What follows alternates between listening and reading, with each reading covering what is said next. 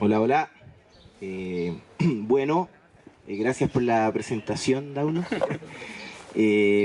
Bueno, para empezar esta charla, creo que lo primero es tratar de situarnos en qué escenario estamos desde el punto de vista internacional y nacional.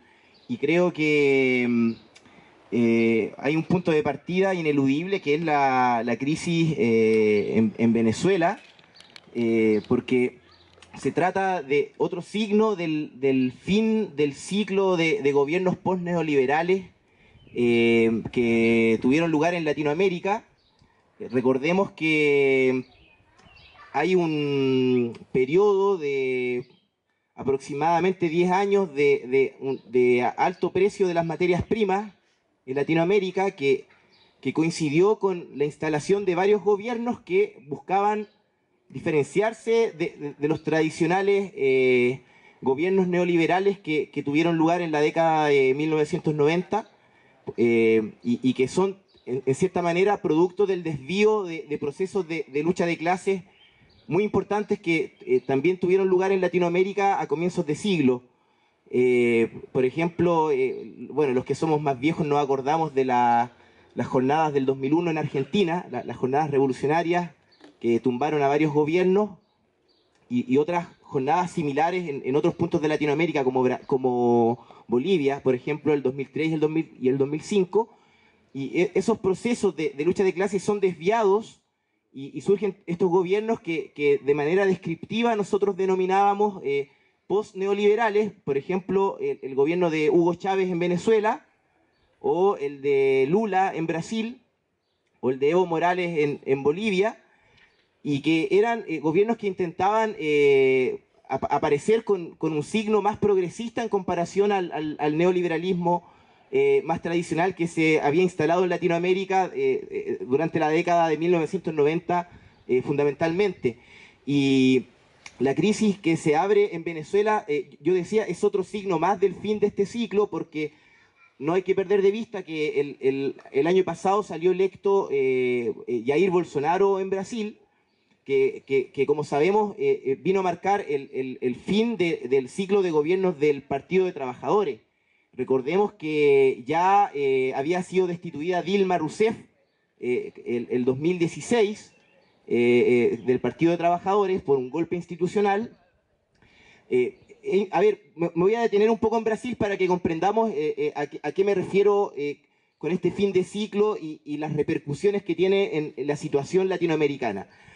En Brasil, compañeras y compañeros, el PT de Lula trató de formar un modelo de país que en buena medida se basaba en una alianza del gobierno con las grandes empresas del Estado, como por ejemplo Petrobras, ya que es una petrolera muy importante, que incluso tiene pesos internacionales, de las más relevantes en el terreno internacional, y había una alianza del gobierno del PT con estas empresas que eran translatinas o que también tenían inversiones en otros puntos del mundo, las denominan global players, o sea que jugaban a nivel global, u otras empresas de burgueses brasileños como Odebrecht, que es una constructora, ya de capitalistas brasileños, que es una mega empresa constructora que tenían todo un esquema de alianzas que incluía también elementos de financiamiento a la política brasileña y en particular al Partido de Trabajadores, pero también mega obras. Por ejemplo, en lo que es la frontera peruana, boliviana, brasileña, Odebrecht desarrolla toda una serie de planes de construcción de carreteras o grandes hidroeléctricas, y eso genera un cierto periodo de crecimiento económico donde hay algunas concesiones al movimiento de masas en Brasil. Por ejemplo, empieza a generarse en el mundo laboral contratos en blanco y un cierto chorreo, digamos, producto del crecimiento económico, y eso genera toda una ilusión, en el caso de Brasil, de un progreso. La política del PT se basaba en eso, y recordemos que el PT es una organización que surge en la década de 1980, que se basa en los sindicatos brasileños, particularmente en la CUT, que es la principal central sindical de ese país, y que se genera todo este esquema donde la burocracia sindical, por ejemplo, a mediados de la década de 1990 empieza a asumir funciones de gestión, por ejemplo, el sistema previsional, las jubilaciones. En Brasil, la burocracia sindical tenía un papel en la gestión de las jubilaciones, por ejemplo. No es como el sistema chileno, que son AFPs privadas, ahí la burocracia sindical tenía un poder en la gestión del sistema previsional, o incluso cargos en instituciones como el Banco Nacional de Desarrollo Social brasileño, que es una institución financiera de las más relevantes de ese país. También habían ciertos cargos directivos que ocupaban dirigentes de la burocracia sindical del PT. Entonces había un cierto esquema armónico, por decirlo de alguna manera, donde se generaba la ilusión de una colaboración entre el proletariado, sectores de la burguesía nacional, el gobierno y el Estado, a través de un cierto crecimiento económico, que eso está en la base de este ciclo de gobiernos por neoliberales. En el caso de Brasil, con Lula y posteriormente con Dilma. Y en el caso de Venezuela hay una situación que en cierto punto es comparable, porque como sabemos, Venezuela, su economía se basa fundamentalmente en la producción de petróleo, y hay un ciclo de 10 años entre el 2004 y el 2014 de alto precio del petróleo que posibilita que el gobierno de Chávez realice una serie de planes sociales, por ejemplo, alfabetización en los barrios populares, o incluso la introducción de ciertos planes de asistencia médica. Bueno, es conocido esta política que tenía Chávez de colaboración con Cuba, de que fuesen médicos de Cuba a los barrios populares de Venezuela, pero este modelo se basa en que hay un alto precio del petróleo, hay un ingreso de divisas muy importante. Por ejemplo, estaba revisando algunos datos, y de cada $100 que ingresa a Venezuela, 95 son producto de las exportaciones de petróleo. Pero este esquema es el que empieza a modificarse cuando el ciclo de altos precios de las materias primas termina. Que como sabemos, esa situación al terminar significa menores márgenes desde el punto de vista económico. Entonces, el 2014 termina ese alto ciclo de precios del petróleo, y eso implica también un giro de parte del gobierno venezolano, que se traduce en una serie de ajustes que ya voy a describir, porque lo que me importa marcar ahora es que el cambio está implicando en lo inmediato de parte del imperialismo un afán de retomar el control de la región sudamericana. Porque en el caso de Brasil, por ejemplo, estas grandes empresas como Odebrecht o Petrobras están en la mira de capitales transnacionales desde el punto de vista de que ven que hay competidores que están en Sudamérica, pero que sería mejor que penetrara el capital transnacional, y esas empresas desplazar a los burgueses, por ejemplo, en el caso de Brasil, a los dueños de Odebrecht, para facilitar la penetración de capitales imperialistas, y que el imperialismo pueda saquear esos recursos. Bueno, también, por ejemplo, la Shell era una de las empresas que estaba rondando en torno a la producción petrolera brasileña. Entonces, el golpe que hay el 2016 contra Dilma Rousseff, que era la continuadora de Lula, también es con la participación de estos sectores que empiezan a presionar a través del Poder Judicial. Recordemos que en el caso de Dilma hay un proceso destituyente que se organiza desde el Parlamento, pero hay intereses imperialistas que empiezan a poner la mirada en lo que pasa en Brasil, que no les gusta este modelo de desarrollo, y ven que es necesario implementar ciertos ataques, además de entrar capitales transnacionales. Por ejemplo, en el caso de la clase obrera brasileña, el sistema previsional, que es un sistema que cubre alrededor, cuando viajé para allá el año antepasado, me acuerdo que los compañeros me comentaban, alrededor del 80% del sueldo a la hora de jubilar es lo que uno obtiene una vez fuera del trabajo, o sea, cuando uno jubila. Entonces, Temer, por ejemplo, tenía la idea de reformar este sistema y generar un sistema previsional donde los trabajadores, por ejemplo, no obtengan más que el 60 o 50% de lo que obtenían cuando estaban trabajando a la hora de jubilar. Entonces, una serie de medidas o reforma laboral que también apunta a generalizar las formas de contrato precario, de tal manera de poder incrementar los niveles de explotación del trabajo, barriendo una serie de conquistas del periodo anterior.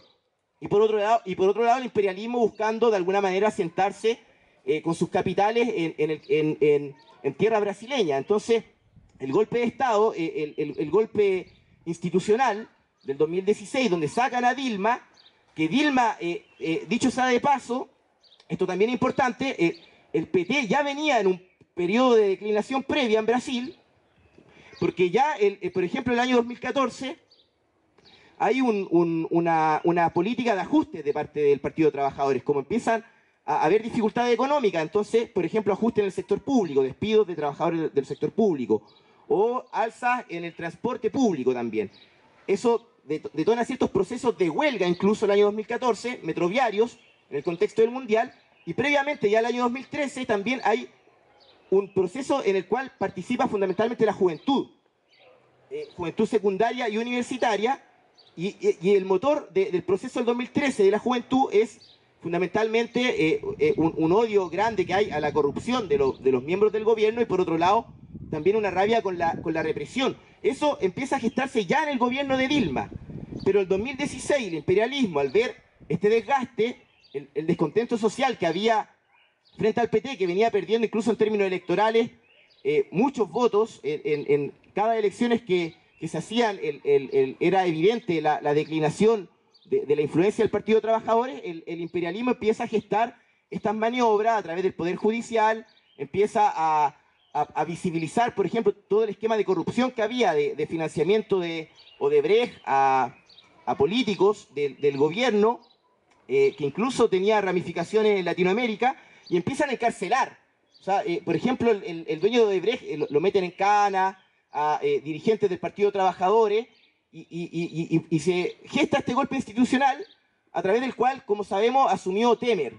Ya Temer que asume el 2016, que después se elige presidente el tipo, y hay una línea de consolidar el golpe institucional, que incluso se traduce en algo que nosotros discutíamos el año pasado, que es Lula, en este escenario más convulso en Brasil, reaparece como figura política, es el candidato favorito para las elecciones presidenciales, pero como sabemos a Lula lo encarcelan, lo metieron en cana a Lula, acusándolo, digamos, de corrupción, una serie de crímenes, y eso nosotros lo problematizamos desde el siguiente punto de vista.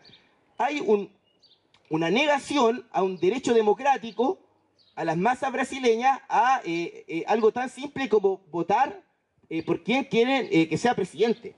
Nosotros no estamos con Lula.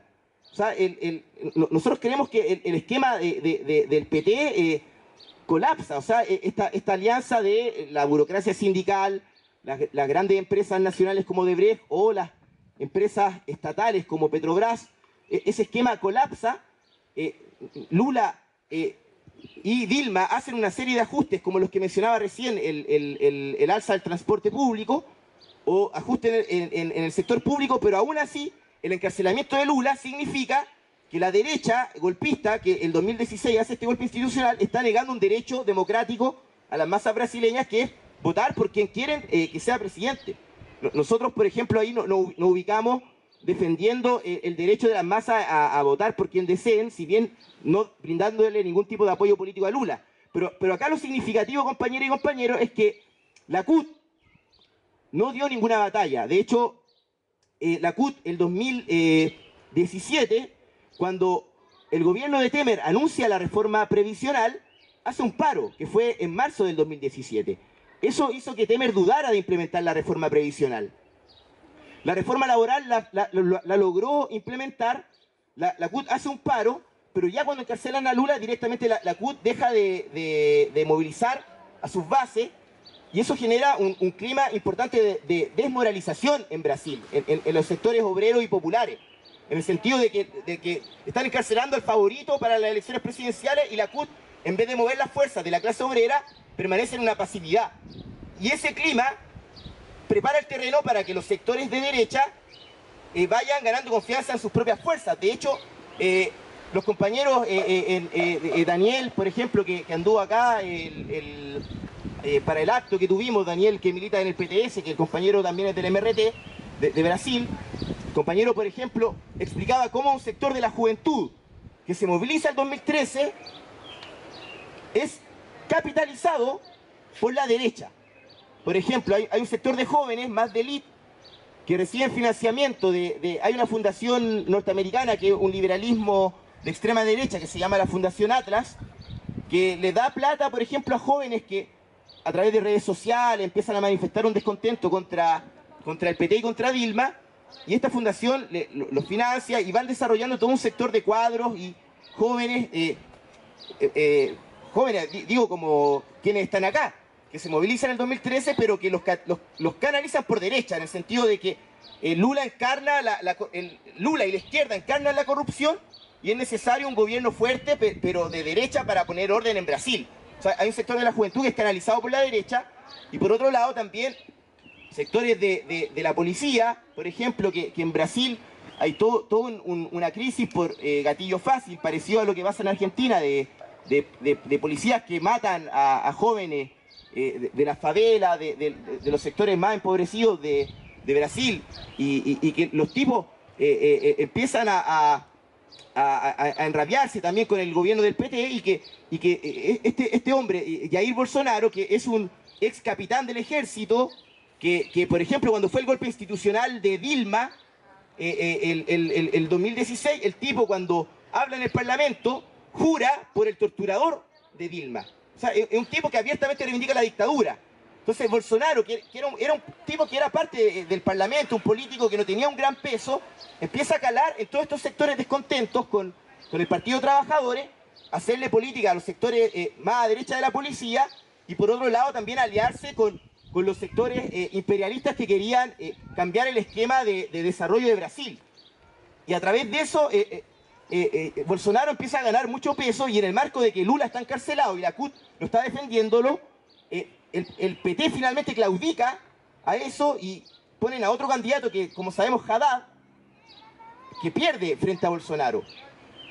Y Bolsonaro, compañeros y compañeros, para que nos hagamos una idea, es alguien que puso en el Ministerio de Hacienda a Paulo Guedes. Paulo Guedes es un tipo que se formó con José Piñera. Es un tipo que reivindica que en la década de 1980 vivía en Chile y que pudo ver con sus propios ojos cómo se implementaban las AFP acá en Chile, y que quiere importar ese modelo a Brasil. O sea, ese es el tipo de gente que llega al poder en Brasil. Además de por ejemplo, el juez Sergio Moros, que es el tipo que desde el Poder Judicial genera todas estas maniobras golpistas contra Dilma y posteriormente el encarcelamiento de Lula, es puesto ministro de Justicia. O sea, es un gobierno que se basa en el fraude y en el golpe institucional, y que tiene un plan profundamente antipopular y antiobrero, y que actúa alineado con el imperialismo norteamericano. Como lo vemos ahora en la crisis venezolana, uno de los primeros que reconoce a Guaidó es precisamente Bolsonaro. Entonces, estamos hablando además de la principal potencia en Sudamérica, porque la clase obrera brasileña es una clase obrera enorme, o sea, alrededor de 60 millones de personas la componen.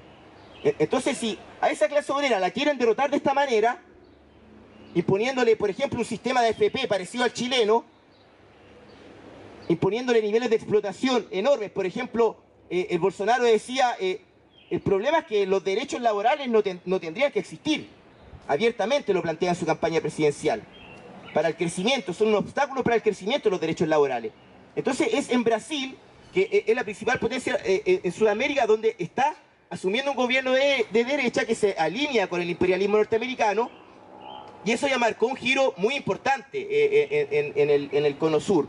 Y es en ese marco, compañeras y compañeros, que en el caso de Venezuela había una crisis que ya venía en curso, al menos desde el 2014, cuando empieza a decaer el precio del petróleo, que implica una serie de recortes, pero también hay elementos que también tienen que ver con la propia política chavista, porque la injerencia imperialista es una cuestión. Ahora que Trump, cuando le preguntan ¿qué va a hacer frente a Venezuela? Y el tipo dice, tenemos todas las opciones sobre la mesa. Eso fue en una entrevista esta semana ahora, recién.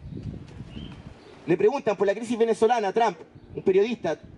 Tenemos todas las opciones sobre la mesa. Tampoco descartamos plantear la opción militar. Ahora es algo puramente discursivo. No es algo, no es una decisión zanjada, pero de todas maneras llama la atención que Norteamérica esté abiertamente hablando de que eventualmente, por ejemplo, podrían hacer una intervención militar en un país latinoamericano. Eso no lo escuchábamos hace mucho tiempo. O sea, hay un giro ya con Bolsonaro en Brasil, pero ahora la crisis venezolana hace que Trump plantee abiertamente en una entrevista, oye, tal vez podría ser una opción posible. Y eso es algo que parto por acá, compañeros y compañeros, porque nosotros como corriente política, en primer lugar, repudiamos la injerencia del imperialismo en Latinoamérica. O sea, es el punto de partida. Nosotros no creemos que la injerencia de Estados Unidos, por ejemplo, ahora como Trump reconoce a Guaidó como presidente legítimo de Venezuela e inmediatamente a través de eso alinea a Bolsonaro, a Piñera y a Macri y al Grupo de Lima, eso es un intento de hacer girar a derecha la situación en Latinoamérica. Y eso de por sí es algo que nosotros como militantes revolucionarios de la clase obrera, nosotros vamos a enfrentarlo porque sabemos a lo que conduce la intervención norteamericana. O sea, es cosa que miremos todas las ocasiones en las cuales el imperialismo norteamericano ha decidido intervenir en otras naciones.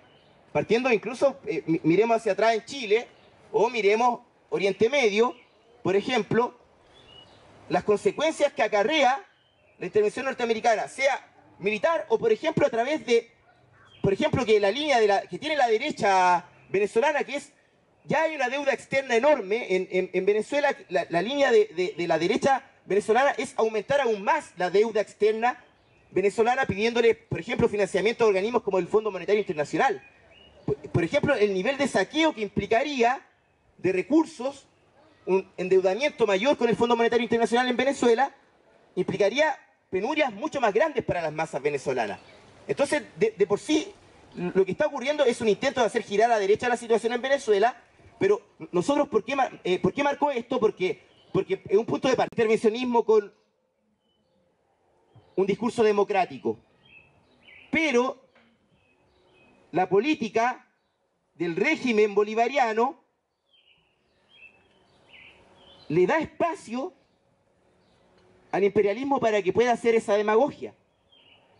Porque el régimen bolivariano, compañeros y compañeros, se presenta como socialismo.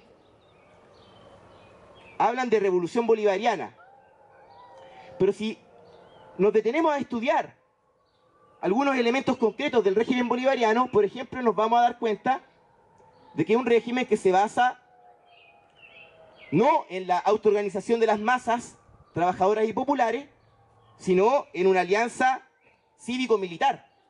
Por ejemplo, cumplen un papel central en el poder, en el Estado venezolano, las Fuerzas Armadas Nacionales bolivarianas, que incluso tienen acceso privilegiado a la gestión de algunas ramas de la economía que son fundamentales para la economía venezolana, como lo es el petróleo. Ocurre que una parte importante de directores de empresas ligadas al petróleo son precisamente milicos. Entonces, hay un régimen que se basa en este poder cívico-militar, que significa también una importante desigualdad social, porque los que administran los recursos obviamente ganan mejor que la clase trabajadora en Venezuela. Por ejemplo, para que nos hagamos una idea, el sueldo mínimo que subió ahora hace poco el régimen de Maduro es $1 al día. Eso es, o sea, ¿cuánto es $1? Como 500 pesos más o menos. Un poco más. Bueno, y previamente, bueno, 6.70, me quedé años atrás. Bueno, pero además, o sea, que hay un sueldo mínimo que es muy bajo, pero que en algún momento, compañeros y compañeros, fue bordeaba los $4. O sea, los tipos tuvieron que hacer a subirlo a 30, pero en algún momento estaban 4. O sea, era imposible comer con esa plata directamente. Hay casos, por ejemplo, de trabajadores que estaba leyendo algunas noticias, por ejemplo, de la Ford o la Goodyear, que los tipos directamente ganan 250 pesos al día, por ejemplo, de sueldo. Entonces, esto tiene que ver con que los sectores que se han enriquecido son, por ejemplo, los sectores vinculados a la producción petrolera. Se desarrolla una casta militar que desarrolla, a través del control del petróleo, también planes de empresas mixtas. Por ejemplo, hay una empresa norteamericana que se llama Enecla, que es vinculada a un magnate del Partido Republicano, que hace un proyecto de explotación mixta con PDVSA, que es la petrolera venezolana. De hecho, la empresa petrolera venezolana tiene permitido por ley que un 51% de los capitales sean del Estado y un 49% que sean privados. O sea, hay una lógica de empresas mixtas y esta lógica es lo que permite que de todas maneras, pese a la retórica antiimperialista que pretende desarrollar el chavismo, hay una presencia de capitales transnacionales de todas maneras en Venezuela. De hecho, hay otro caso más, que es el caso de la cuenca minera del Orinoco, que es una zona que está ahí en el norte de Venezuela, donde hay capitales chinos y de otros lugares como Rusia, y es un lugar que es alto, o sea, tiene una alta concentración de oro y diamantes, por ejemplo. Pero esa zona fue entregada directamente a capitales o chinos, o canadienses, rusos. Entonces, es la política que ha tenido Maduro, que el año a fines del 2017 incluso elaboró una ley, que es la Ley de Inversiones Extranjeras. O sea, desde el punto de vista de la presencia de capital transnacional en Venezuela, el antiimperialismo es puramente discursivo, porque hay una presencia en la actividad minera y en la actividad petrolera. Y por otro lado también hay un fenómeno que es muy llamativo, que es la fuga de capitales, bueno, es un fenómeno muy grave, que por ejemplo, estaba acá recolectando algunos datos, porque la fuga de capitales tiene que ver con que el Banco de Venezuela les pasa divisa a algunas actividades económicas. Por ejemplo, las farmacéuticas reciben divisas del banco para poder comprar medicamentos e importar a Venezuela. Pero, por ejemplo, estaba leyendo un dato, que el 2014 pagaron las farmacéuticas 75 veces más que lo que pagaron en el 2013 por concepto de medicamentos. Sin embargo, obtuvieron 75% menos de medicamentos. O sea, no, dije mal el dato. Pagaron 14 veces más lo que habían pagado el año anterior. 14 veces más, pero obtuvieron 75% menos de medicamentos. Porque los tipos reciben divisas del Banco de Venezuela, hacen sobrefacturación, o sea, hacen una lista de precios más alta, lo mandan al extranjero, reciben una cantidad menor, pero son maniobras para fugar capitales, para dejarlos escondidos en distintos bancos del mundo. De hecho, hay varios tipos que vienen denunciando cómo ha crecido la presencia de dinero venezolano en el extranjero. Se disparó porque los tipos hacen maniobras de sobrefacturación, ponen precios falsos para comprar, importar, pero esa plata después va a un saco roto, como diríamos.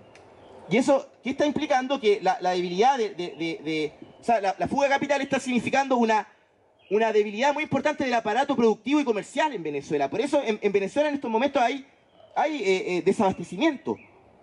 Y eso también tiene que ver con cuál ha sido la política del chavismo, porque, como decía yo, es un gobierno que nosotros caracterizamos como un bonapartismo, en el sentido de que es un gobierno que se basa en la alianza con las Fuerzas Armadas, en el aparato estatal y no en la autoactividad de las masas. Entonces, no es un gobierno que buscó expropiar a la burguesía.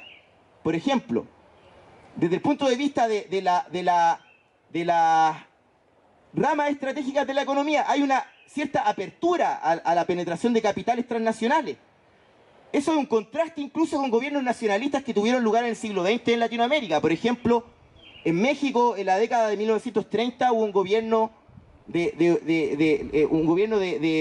un tipo que se llamaba Lázaro Cárdenas, y el tipo, por ejemplo, expropió las minas el petróleo y los ferrocarriles en México, pero esas medidas que, por ejemplo, cuando justo Trotsky vivía en México en ese tiempo y plantea que son medidas que molestaban al imperialismo inglés, que era el propietario de estas ramas estratégicas de la economía mexicana. O sea, Trotsky dice, por ejemplo, el Partido Laborista, la clase obrera inglesa tiene una tarea que es defender estas nacionalizaciones, pero Trotsky al mismo tiempo problematizaba el problema de quién gestiona los ferrocarriles, el petróleo, pero si tú comparas a la política del chavismo con la política de esos nacionalismos históricos en el siglo XX en Latinoamérica, el chavismo está más a la derecha. Más a la derecha, porque no ha habido, o sea, en tanto paga la deuda externa al imperialismo, o sea, tiene acreedores en Wall Street, el Estado venezolano. Eso cualquiera lo puede buscar en la prensa. Paga la deuda externa. Permite el ingreso de capitales transnacionales a ramas estratégicas como el petróleo o la minería. Genera empresas mixtas entre el Estado y capitalistas privados. Desde ese punto de vista, nosotros no podemos decir que el gobierno de Chávez ha tomado medidas antiimperialistas. Entonces, incluso comparándolo con sus parientes históricos, como podrían ser los nacionalismos, como el de Cárdenas en México, u otros que hubo en Latinoamérica. Entonces, en ese sentido, nosotros lo que venimos discutiendo es que es un gobierno que además de esta relación con el imperialismo a nivel de las masas, tiene también lo que mencionaba recién, impone un salario mínimo que es de hambre, u otra política que también el año pasado empezó a implementar Maduro, es el problema de no respetar los convenios colectivos como política. Incluso hay ciertas zonas, a propósito de la ley de inversiones extranjeras, donde a las empresas extranjeras se les libera de la obligación de cumplir con las leyes laborales de Venezuela, de tal manera que obtengan mayores ganancias.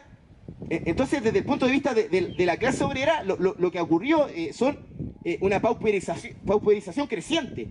De hecho, compañeras y compañeros, hay un hecho que nosotros, en la declaración que sacamos en Argentina con el Partido Obrero e Izquierda Socialista, la declaración del Frente de Izquierda y los Trabajadores, en el cual participa el PTS, que es la organización hermana del PTR, por ejemplo, se plantea que producto de estas políticas que van en contra de los trabajadores, el año pasado en Venezuela ocurrió algo nuevo, que es un cierto fenómeno de huelgas obreras, que no se veían hace tiempo. Por ejemplo, en julio y agosto hubo huelgas de enfermeras en Venezuela. Yo mencionaba recién la de los automotrices, por ejemplo. A los automotrices de la Goodyear, como no había plata, les pasaron 10 neumáticos a cada trabajador, ponían ahí como una especie de bono. Pero había procesos de huelga, o trabajadores del cemento, o incluso en algunas empresas estatales, pero que son huelgas que el problema que tienen es que el chavismo, en su régimen bonapartista, también se encargó durante todos los años previos de ahogar cualquier tipo de independencia organizativa del movimiento de masa. O sea, porque hay una estatización generalizada, por ejemplo, de los sindicatos. Los sindicatos están controlados acérrimamente por el Estado, por burócratas que son oficialistas del Estado. De hecho, en las automotrices, por ejemplo, las huelgas fueron sin el sindicato. En el caso de la Ford, por ejemplo, salía un tipo hablando, un delegado, decía, el sindicato nos apareció. Y estamos acá en huelga porque no tenemos plata para ni siquiera comprar los regalos de Navidad. Entonces, o han sido fenómenos de luchas económicas por respeto a los convenios colectivos, pero donde también ha habido ciertos fenómenos que escapan al control de los sindicatos oficiales. Entonces hay un proceso que, de todas maneras, estudiando ahí con más calma, los compañeros plantean que son más bien procesos de vanguardia, o sea, que son sectores todavía reducidos, y que en muchos casos no llegan a ser huelgas tampoco, son más bien movilizaciones o protestas. Por ejemplo, acá tengo anotado algunos lugares donde se ha dado esto, por ejemplo, Anzoátegui, Caracas, Lara, Guayana, Carabobo, Aragua. En el caso de Aragua se da algo interesante que coincide en sectores privados y estatales de trabajadores. Esto, por ejemplo, ha dado a luz a un fenómeno que todavía es reducido y de vanguardia, que es la intersectorial, que son sectores que se coordinan frente a ataques que está llevando adelante el gobierno, por ejemplo, el no respeto de los convenios colectivos. ¿Ya? Y bueno, estos sectores que hace poco hicieron un plenario en la Universidad Católica de Venezuela, juntaron a 1000 trabajadores. Habían hecho previamente un encuentro con 50 delegados. Pero todavía lo contradictorio de esto, compañeros y compañeros, es que son sectores que tienen una conciencia política muy contradictoria, porque al mismo tiempo que defienden sus condiciones de vida en tanto trabajadores, gracias a la retórica de Maduro y el chavismo, son sectores que al mismo tiempo tienden a odiar palabras como socialismo, revolución, y que incluso terminan siendo funcionales a la retórica democrática de la derecha. Entonces, es un nivel de subjetividad muy bajo. Entonces, trabajadores que van a huelga, pero al ver como es el chavismo y la izquierda local, terminan de una u otra manera siendo funcionales a toda esta retórica y a esta demagogia de Guaidó o partidos como Voluntad Popular.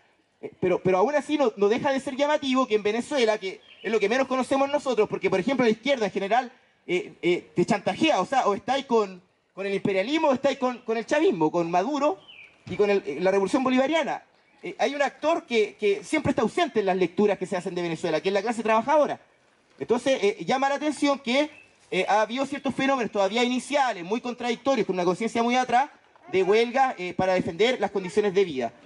Pero ahora, visto de conjunto esto, compañeros y compañeros, es importante ver que ha sido precisamente esta política que es una política que lleva un callejón sin salida a las masas venezolanas, que por ejemplo está buscando los medios para seguir pagando la deuda externa. Una deuda externa que dan cifras divergentes, porque tampoco hay datos económicos oficiales del Estado de Venezuela. Por ejemplo, una que encontraba era 184.500 millones de dólares de deuda. Hay algunos estudios que plantean que ese sería el nivel de deuda y dicen es una deuda que es 7 veces el nivel de las exportaciones de Venezuela. O sea, todo lo que se gana por exportaciones, o sea, las deudas son 7 veces más de lo que se gana por exportaciones. O sea, una enorme deuda que Maduro a fines del 2017 se jactaba además, porque estos son los datos últimos, pero a fines del 2017 Maduro decía pagamos hasta el último peso de deuda. Y la deuda sigue creciendo. Y la orientación del gobierno no cambia en el sentido de no paguemos la deuda externa.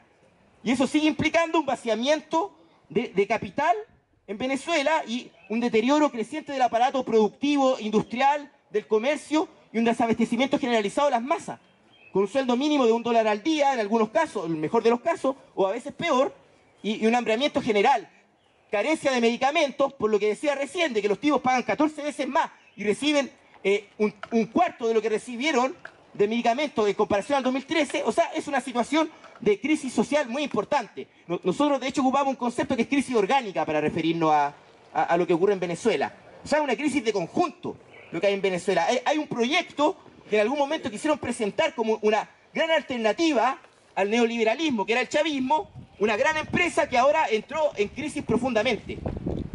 Entonces, ocurre esta crisis tanto en el terreno político, en el terreno económico y en el terreno social.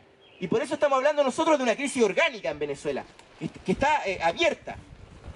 Entonces, es un escenario complejo y ahí hay todo un debate, compañeros y compañeros, porque nosotros planteamos elementos de programa, porque a ver, me quiero meter un poco en lo que pasa a la izquierda, vamos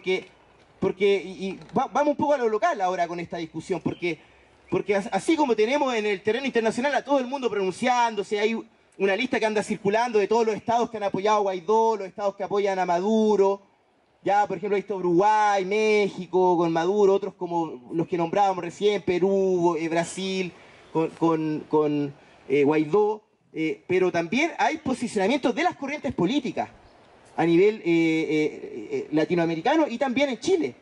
Y ahí creo que es muy importante porque la pregunta es ¿qué hacemos en este escenario?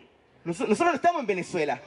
Ahora estamos hablando de Venezuela, pero o sea, yo me pregunto, ¿qué haríamos? Porque, por ejemplo, cuando uno conversa con compañeros que tienen compañeros de trabajo venezolanos, que bueno, esta semana en las reuniones que uno tiene ahí, conversa con los compañeros de militancia, y por ejemplo, pasaba mucho de que había gente que estaba contenta porque ya Maduro no iba más y tal vez se podía solucionar un poco lo que pasa en Venezuela. Pero, por ejemplo, ¿cuál sería la discusión con esos compañeros de trabajo o gente que confía que ahora las cosas van a estar mejor? Mostrar a qué conduce cuando hay una injerencia imperialista. ¿A qué conduce, por ejemplo, incrementar el endeudamiento con organismos como el FMI, desde el punto de vista del saqueo de los recursos naturales? O sea, la pauperización puede ser peor. Las penurias para el pueblo venezolano, si se da rienda suelta a la injerencia imperialista, va a ser mayor. Entonces, ahí hay una discusión. Ahora, el problema es que Maduro tampoco ayudó con su política, ni el chavismo. Entonces, tampoco la alternativa es Maduro y el chavismo, que es lo que otra izquierda pretende plantear que sería la solución. De hecho, a mí me llama la atención que hay una izquierda que es chavista, por ejemplo, que en el mismo Frente Amplio hay de las dos, por ejemplo, de los dos sectores. Por ejemplo, en el Frente Amplio estábamos comentando antes, el Partido Liberal, por ejemplo, ¿qué dice frente a la crisis venezolana? Dice, primero se deslindan de la declaración de la Mesa Nacional del Frente Amplio. Los tipos dicen, nosotros, el Partido Liberal, pensamos que Maduro debería renunciar y que deberían haber elecciones libres. Con esa línea, el Partido Liberal está siendo funcional a la política de la OEA y del imperialismo, que opina que Maduro debería renunciar y que hay que reconocer a Guaidó. Pero hay otros sectores, por ejemplo, movimiento autonomista, que dicen el gobierno de Maduro es legítimo, pero aún así tiene responsabilidad en la crisis, por lo tanto hay que dialogar con la oposición. El Frente Amplio, en su declaración oficial, están por una salida pacífica y democrática, que sería la salida que el pueblo venezolano se merece. Comentábamos también, por ejemplo, en el caso de RD, no reconoce la legitimidad de Maduro, pero tampoco llega al punto que llega el Partido Liberal de decir que renuncie, pero también quiere acelerar la negociación. O sea, la posición del Frente Amplio es, hay que negociar a como dé lugar. Esa sería la salida. Esa sería la salida, un diálogo que todo va a solucionar de los distintos sectores. Ahora, con la característica del Partido Liberal, que es una línea más a derecha y más funcional a la línea del imperialismo. Pero el problema, compañeros y compañeros, es que también hay otra izquierda que está por fuera del Frente Amplio que también es chavista, y eso es algo que llama la atención. Porque, o sea, desde el Partido Comunista hasta ciertos grupos como Contracorriente y otros similares, de una u otra manera terminan en la órbita del chavismo. O sea, o el GAP, por ejemplo. O sea, la izquierda es chavista, tanto la que está dentro del Frente Amplio, o corrientes que nosotros denominamos populistas, u otras como el Partido Comunista, hay un común denominador. Entonces el chantaje pareciera ser, o estamos con el imperialismo, o estamos con el chavismo. Ese pareciera ser las únicas dos opciones que tenemos nosotros. Pero la discusión que hacemos nosotros es que, primero, el imperialismo, compañeros y compañeros, tiene un programa claro en Venezuela. Los tipos, o sea, someter a Venezuela a organismos internacionales como el FMI, desmantelar la industria nacionalizada. Por ejemplo, a propósito de la industria nacionalizada, hay una empresa canadiense, Crystalex se llama, claro, lo anoté bien, Crystalex, que los tipos cuando expropiaron a las empresas, a los capitales que jugaban en Venezuela con el petróleo, años atrás, esto fue el 2007, fue una expropiación que hizo Chávez en ese momento, que era con pago, con indemnización, pero Crystalex, que es una transnacional canadiense, considera que todavía le debe plata el Estado venezolano. Y los tipos hicieron un juicio en Estados Unidos para quedarse con Citgo, que es una filial que tiene la petrolera venezolana en Estados Unidos. Imagínense ustedes que Codelco tuviese una filial en Estados Unidos y de pronto llega una empresa canadiense y te la quita. Con aval de los jueces norteamericanos. Entonces, por ejemplo, la línea de Estados Unidos es ¿cómo hacemos para apropiarnos de la riqueza que hay en Venezuela? Por ejemplo, en este caso favorecen a una transnacional canadiense. Entonces, la línea norteamericana es clara. O sea, es sacar a Maduro, poner a un gobierno títere como el de Guaidó, que es de un partido de derecha que es Voluntad Popular, para instaurar un orden neoliberal en Venezuela, donde se favorezca un endeudamiento con organismos internacionales como el Fondo Monetario Internacional y, ¿por qué no ver en Brasil el espejo del futuro de lo que le espera a Venezuela? En caso de que triunfen estos sectores de derecha neoliberal. Si el imperialismo quiere hacer esto, Maduro también tiene una política. Ahora, el tipo que es aferrarse al poder a costa de las penurias de las masas, tratar de generar un cierto... Ahora está en la línea de que quiere dialogar, jugar al equilibrista con la oposición, pero el tipo está como de lugar aferrándose al poder a costa de las penurias de las masas. Y el Frente Amplio pareciera ser que dice, oye, mejor calmémonos todos un rato y paremos un poco y dialoguemos y busquemos una solución pacíficamente. Pareciera ser que la línea del Frente Amplio es algo así. No hay un programa claro, por eso, compañeras y compañeros, nosotros lo que nos tenemos que preguntar es con qué programa nosotros enfrentamos la situación venezolana, porque eso también hace a la formación de una corriente revolucionaria. Y ahí yo me quería referir a algunos aspectos que nosotros venimos planteando, por ejemplo, el problema de...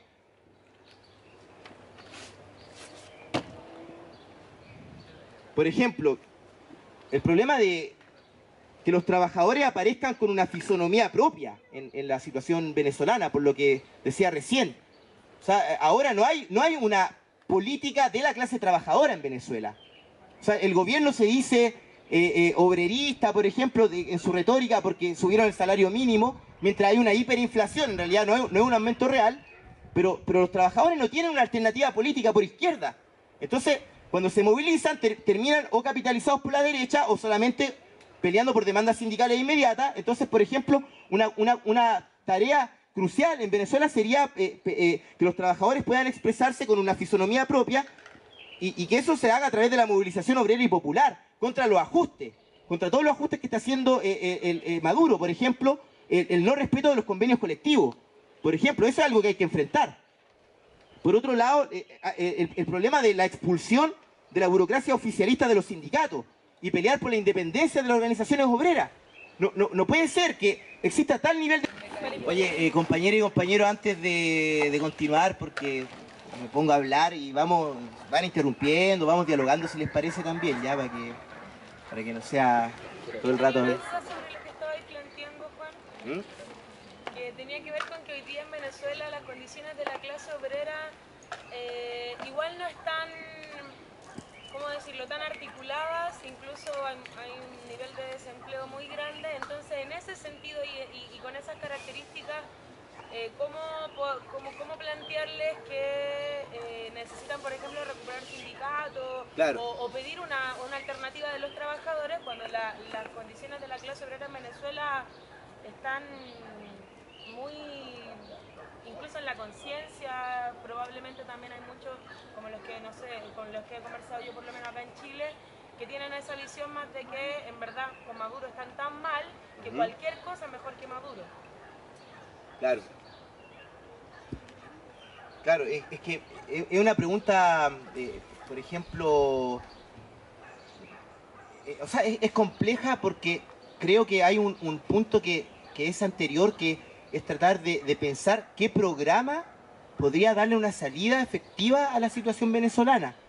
Porque, por ejemplo, mientras el Frente Amplio dice dialoguen para que obtengamos una salida pacífica y democrática, pero el Frente Amplio, por ejemplo, frente a cuestiones que hacen a la penuria de las masas, no toma posición. Por ejemplo, nosotros decimos claramente no pago de la deuda externa, por ejemplo, como un punto de programa. Entonces, debatir, por ejemplo, ese aspecto de programa en los sindicatos, entre las masas venezolanas, también es un punto de lucha política que hace también a la posibilidad de que sectores puedan surgir como alternativa por izquierda a Maduro y al chavismo, o a la línea del imperialismo, que al revés va a querer incluso succionar aún más a través de la deuda la economía venezolana. Entonces creo que hay un aspecto que es pensar cuál es el programa de conjunto que se requiere para la situación venezolana, y sobre esa base estar armados para poder intervenir en los procesos que se desarrollen, porque son procesos con un nivel de subjetividad muy bajo, como decía recién.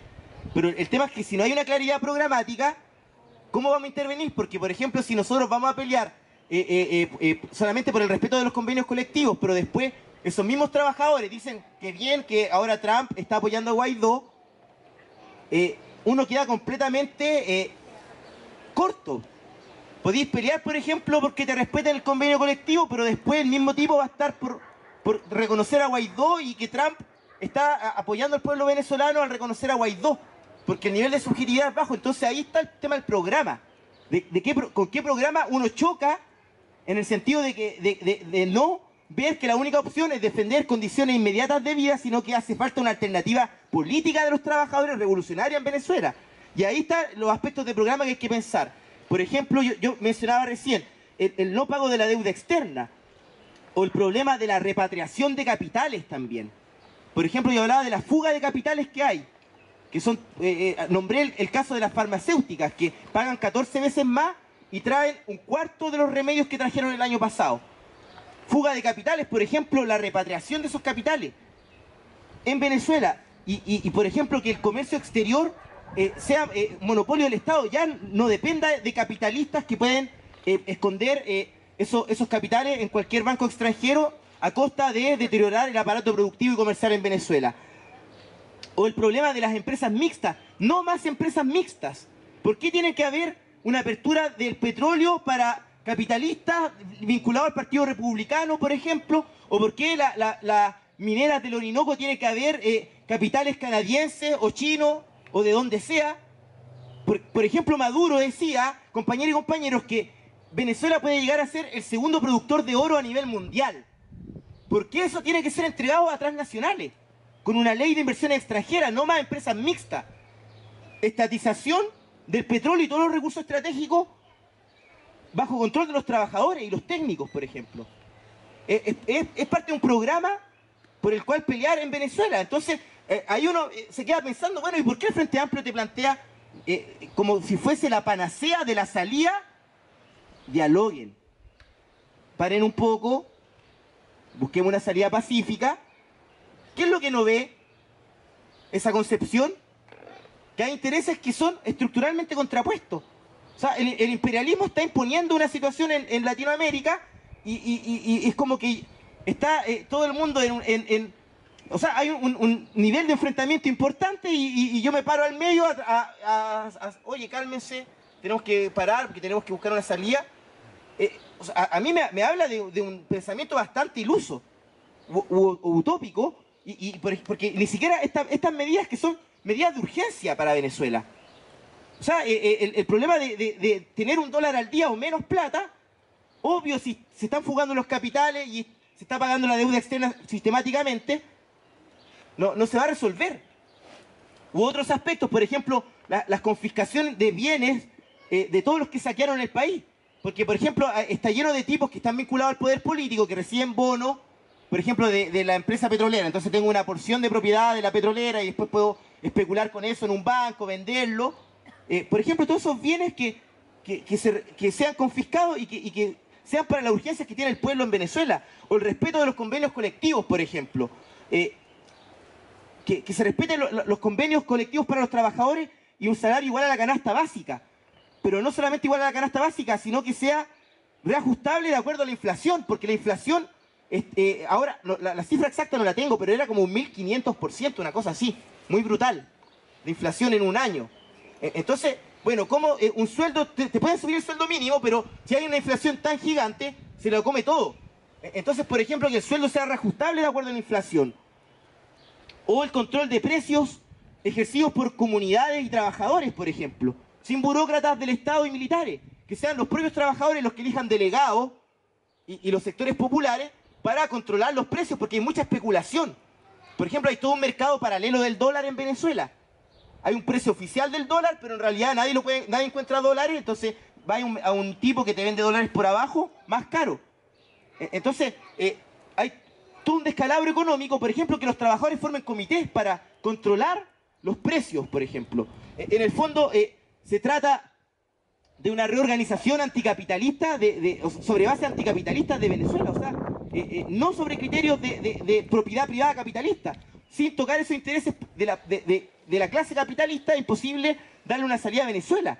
Entonces hay un aspecto de programa y por otro lado también el problema del poder, porque es un régimen profundamente autoritario, como decía, que está basado en una alianza cívico-militar.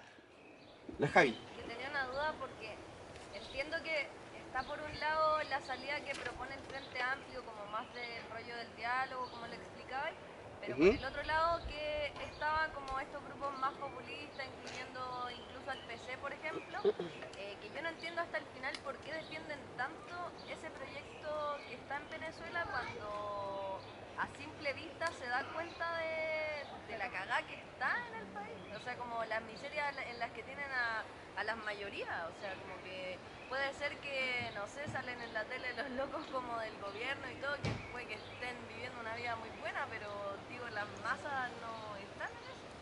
Claro. Entonces, como la pregunta en el fondo, como ¿por qué defienden tanto ese proyecto que no tiene futuro? Sí. Bueno, eso yo creo que tiene que ver con el programa y la estrategia del Partido Comunista en términos más históricos, que por ejemplo, el PC no confía en la acción de las masas. Por ejemplo, los tipos no ven, por ejemplo, en la autoorganización de la clase obrera, la condición de posibilidad de una revolución socialista. Ven en el fondo que los sujetos que tienen que hacer las transformaciones siempre están vinculados de alguna manera al poder gubernamental. Hay un asunto ahí que en el fondo es una supeditación al régimen y al Estado burgués, o sea, son reformas en su marco, y por otro lado está ligado a un factor más de concepción de alianzas, porque el PC en términos históricos defiende una alianza con sectores progresistas de la burguesía. Entonces ven en el chavismo la realización de una concepción de la transformación social a través de la alianza con sectores, por ejemplo, burgueses que serían distintos a los neoliberales tradicionales. Ahora, el problema es que el PC, al menos lo que yo he visto, alguien me corregirá si no es así, además niegan la enorme catástrofe social que hay en Venezuela, abiertamente. No sé si... yo al menos no escuchaba a alguien del PC decir abiertamente lo que ocurre en Venezuela y desde ahí ser un poco más franco en defender a Maduro, reconociendo la enorme catástrofe que hay. O sea, los tipos, el discurso es de negación, o a lo más van a atribuirlo al boicot imperialista, pero tampoco sin hablar abiertamente de la magnitud. De hecho, el otro día leía por ahí un post de un ex militante que el tipo hablaba de Venezuela como si fuese casi el paraíso. O sea, que está un país plagado de derechos sociales. Entonces también hay una cierta maniobra discursiva. Pero ahora, compañeras y compañeros, porque en relación a Venezuela hay un problema que es el problema del programa, porque yo recién decía varias cuestiones que si nosotros entendemos la situación, a mí, y no es porque sea trotskista, me resultan bastante sensatas. O sea, ¿por qué pagar la deuda externa si está hambriado el pueblo venezolano? ¿Por qué no repatriar los capitales? ¿Por qué no acabar con las empresas mixtas y estatizar el petróleo y gestionarlo los trabajadores y las comunidades? ¿Por qué no respetar los convenios colectivos? ¿Por qué no hacer que los sueldos mínimos sean, que los sueldos sean reajustables acorde a la inflación? O sea, es un programa que no es paremos un poco y ahora dialoguemos y busquemos una salida todos juntos, sino que es un programa que va en contra de los intereses imperialistas y burgueses, el que puede darle una salida a Venezuela. Entonces, eso es importante, porque sin tener una claridad programática es imposible tener la posibilidad siquiera de formar un proyecto político revolucionario, porque uno puede terminar en última instancia, por ejemplo, ahora que ha habido varias expresiones por ambos bandos. Por ejemplo, el otro día a unos compañeros de Movimiento Obrero le llegaba un mensaje de un dirigente del Partido Comunista de la Constramet, y el tipo decía: ahora se ve lo que son estos grupitos trotskistas, que son agentes del imperialismo. Y el tipo decía eso, y decía: en cambio yo estoy acá en la Embajada de Venezuela resistiendo. Que era un dirigente sindical. Pero cuando tú pensás, o sea, en el fondo es esa alternativa o la otra, que es, que bien Guaidó, el ausente es la clase trabajadora como sujeto político, una y otra vez.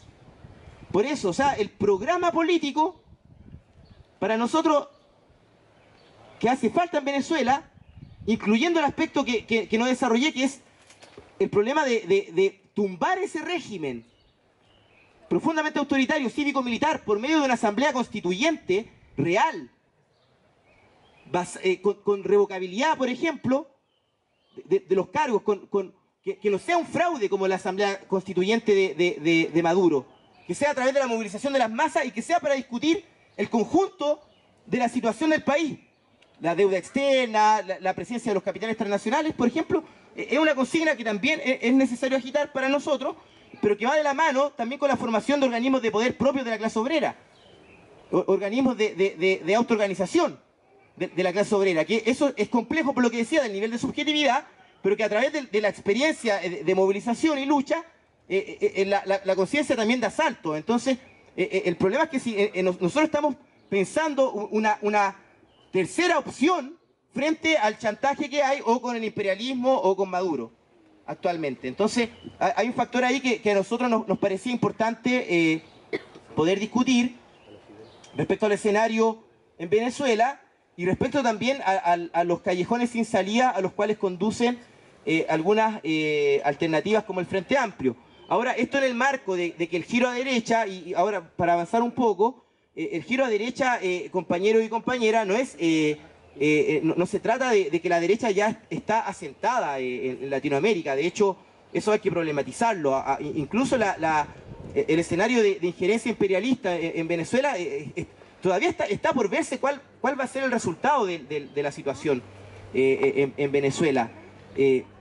Por otro lado, el factor Brasil, que mencionaba recién, hoy por hoy está Bolsonaro gobernando, pero por ejemplo, cuando uno leía algunas encuestas posteriores a su elección, por ejemplo, el plan previsional que tiene Bolsonaro, que es asemejar el sistema jubilatorio al chileno, que decía recién, por ejemplo, su propia base votante respalda solo en un 25% ese plan, por ejemplo. Entonces no es que todos los votantes de Bolsonaro están íntegramente con el programa de Bolsonaro. Entonces uno igual podría pensar que la clase obrera eventualmente podría volver a activarse en Brasil. No está excluida esa posibilidad, porque el programa mismo de Bolsonaro no es que tiene... Bolsonaro tiene un respaldo, y el tipo hizo demagogia con el discurso de la seguridad, por ejemplo, que hay mucha delincuencia, entonces hay que darle más facilidad a la policía para resguardar el orden, entre otras cosas, o también un discurso muy furibundo contra derechos sociales, contra sectores como la población negra o la diversidad sexual.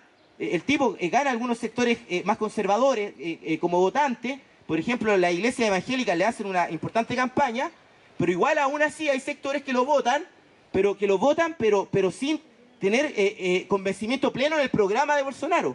Por ejemplo, lo que mencionaba recién, te voto, pero me gustan algunas cosas que planteáis, pero mira, el sistema previsional, si quieren transformarlo y precarizarlo, ahí no estoy de acuerdo. Entonces, que eso puede ser un factor que a mediano plazo se transforme en procesos de activación contra, digamos, el propio gobierno de Bolsonaro. De hecho, cuando fue el golpe institucional contra Dilma, que mencionaba antes, en un momento Temer, que el tipo que asume el gobierno después de la caída de Dilma, llegó a tener, si mal no recuerdo, un 1% de apoyo en la encuesta. Entonces, no es que la línea económico-social, en el caso de la derecha brasileña, cuenta con un gran respaldo de masa. Eso no es así. Y por otro lado, también hay que pensar lo que ocurrió con el gobierno de Macri y con el gobierno de Piñera en Chile. Que si bien no podemos poner un signo igual entre Macri, Piñera y Bolsonaro, aún así hay planes de ajuste que han tratado de aplicar. Por ejemplo, el caso de Argentina, el 2017, toda la reforma al sistema previsional, pero que también encontró una importante respuesta en las calles, en diciembre del año 2017. Entonces, que en ese sentido no es que hay un terreno llano para aplicar planes neoliberales.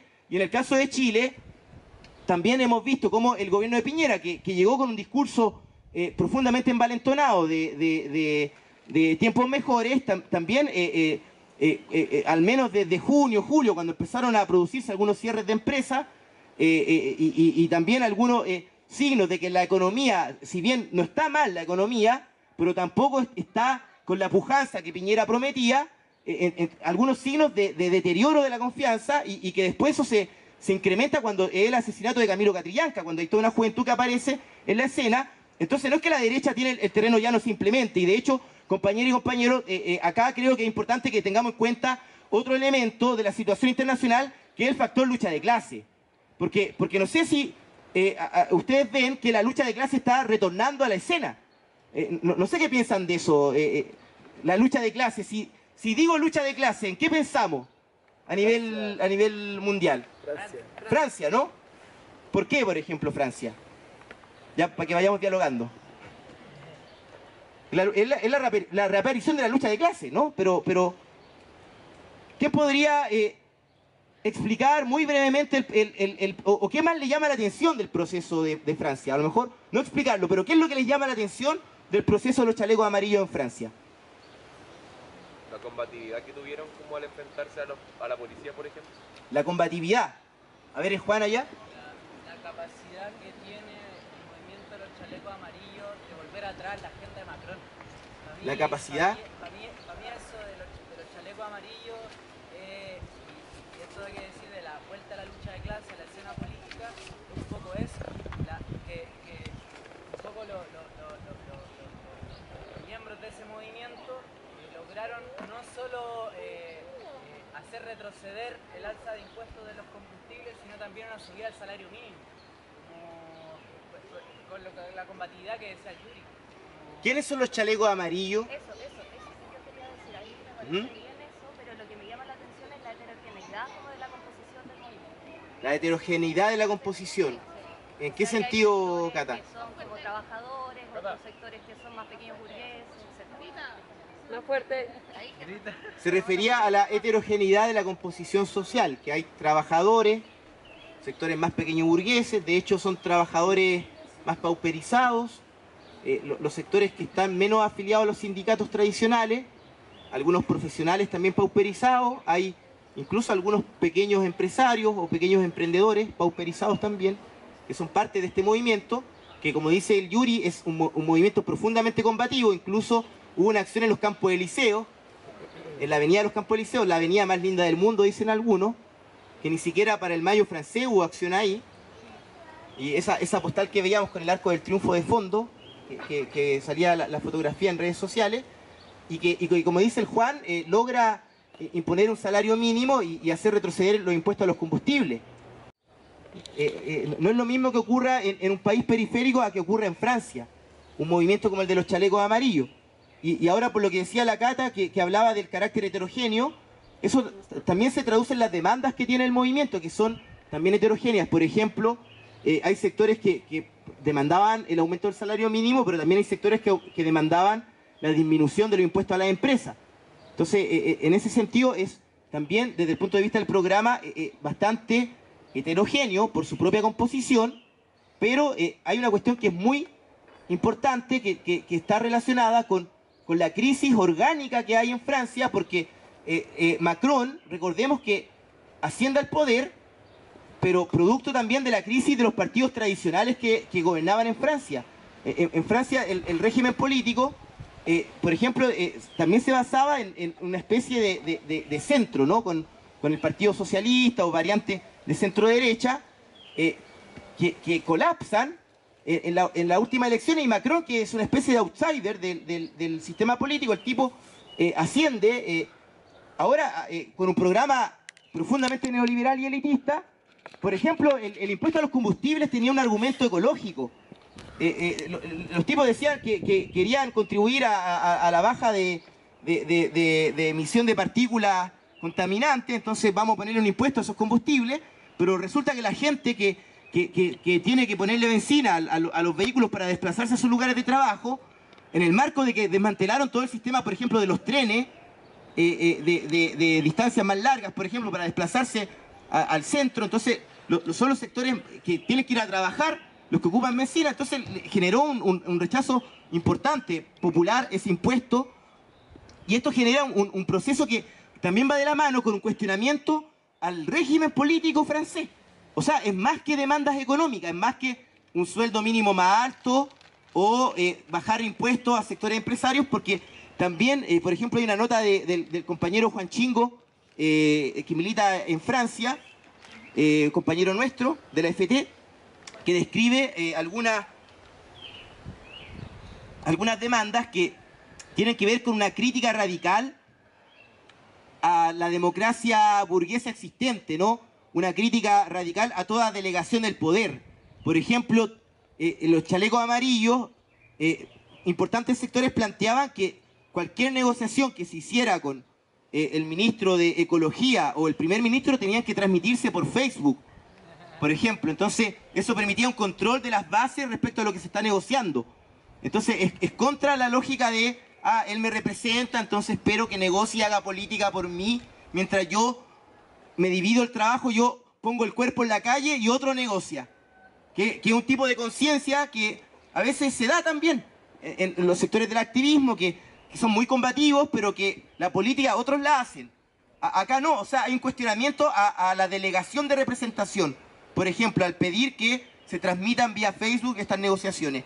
U otra demanda que era también la abolición del Senado, por ejemplo, que es una demanda democrático radical, porque el Senado, en tanto Cámara, es más elitista que la Cámara de Diputados, tiene más facultad, entonces la eliminación del Senado, y por otro lado que los funcionarios ganen un poco más que el sueldo mínimo, todos los funcionarios del Estado, por ejemplo, parlamentarios u otros ministros, etcétera, que no obtengan más ingresos que poco más que un sueldo mínimo, que es parecido a lo que planteamos nosotros, por ejemplo, cuando decimos que todo parlamentario gana igual a un profesor. Y son demandas que han aflorado entre los chalecos amarillos y que son también una crítica a la democracia burguesa existente en Francia y al régimen. Entonces, es un proceso muy profundo que uno también... acá, ¿qué es lo que vemos, compañeros y compañeros? Que los sindicatos en Francia están por detrás del proceso.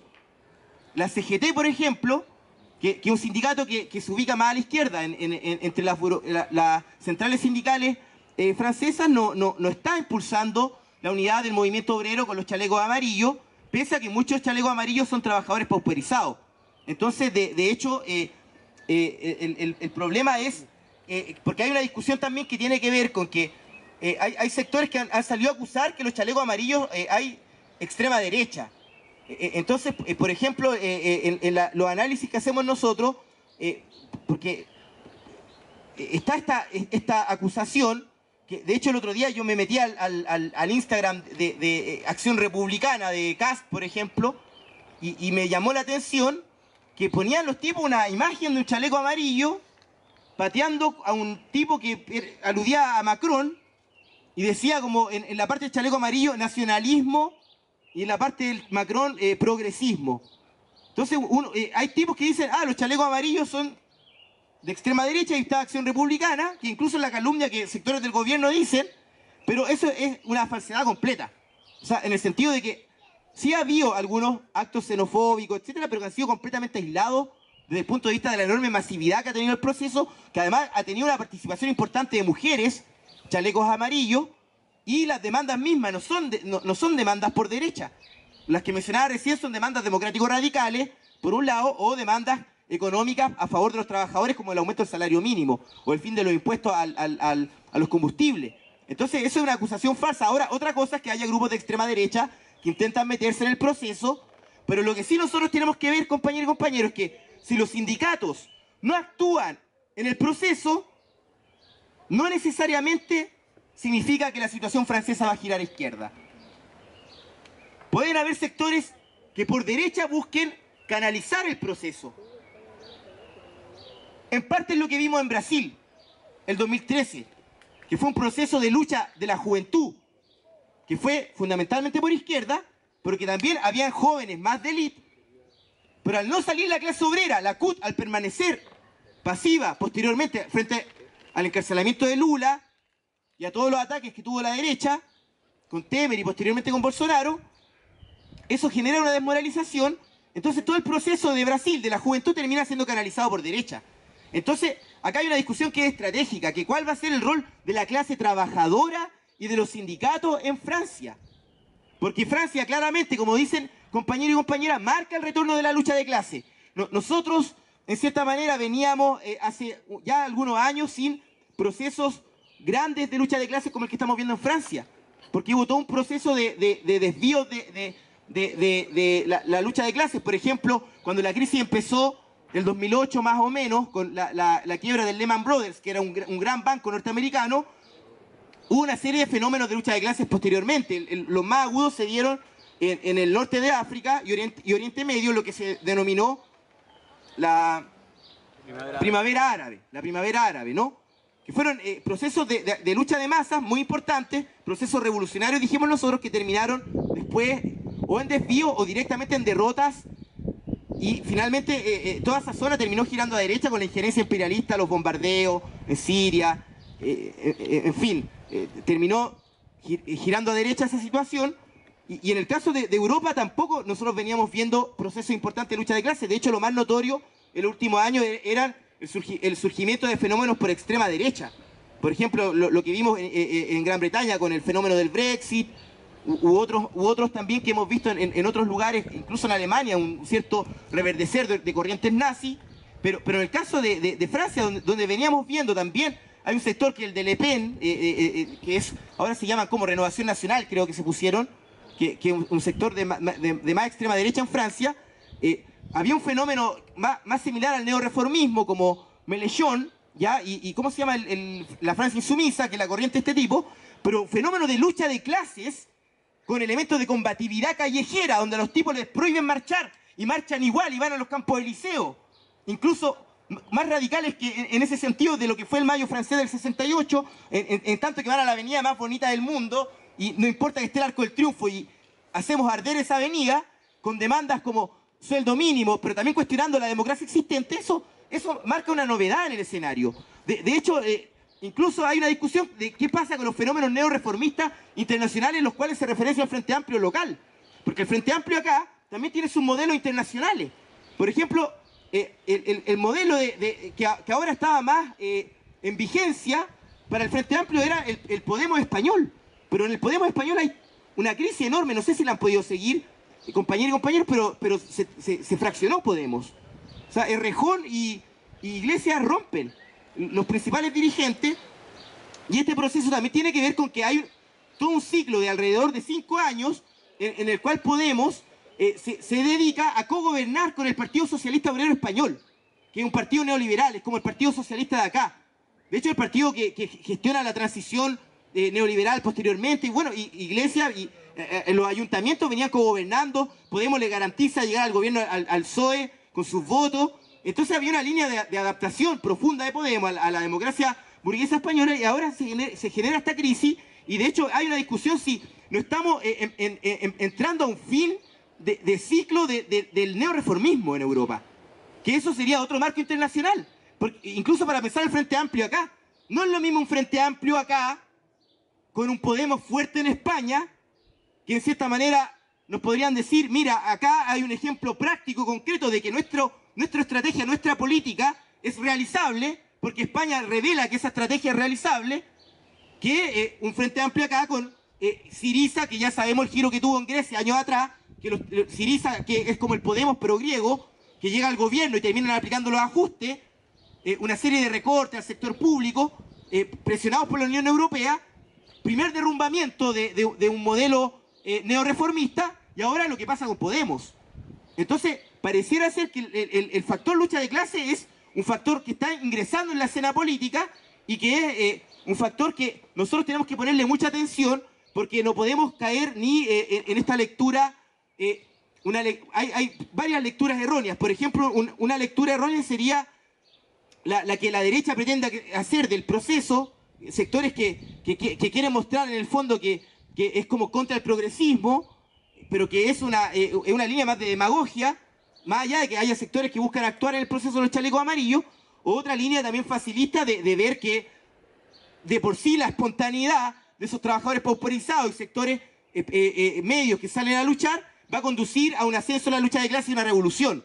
Ahí hay un problema que es estratégico en el fondo, que es cómo hacer para que Francia, el proceso de los chalecos amarillos se transforme en un punto de apoyo de una revolución que pueda expropiar a los capitalistas y darle salida a la situación. Pero lo que sí es claro es que la lucha de clase retorna a la escena. Ahora, para continuar con preguntas y diálogo, todas estas cosas que estamos hablando de distintos lugares del mundo, acá en Chile, ¿qué ven ustedes? ¿Estamos completamente ajenos o no a esto? Porque hablamos injerencia imperialista, neoreformismos que entran en crisis, lucha de clase, fenómenos de extrema derecha. Acá en Chile, ¿en qué estamos? ¿Hay lucha de clase o no? A ver. Más o menos, ¿por qué, Juan? ¿Qué fenómenos de lucha de clase reciente hemos visto acá? ¿Cómo qué? Portuario. ¿Ya? ¿Qué más? ¿Por qué lucha de clase?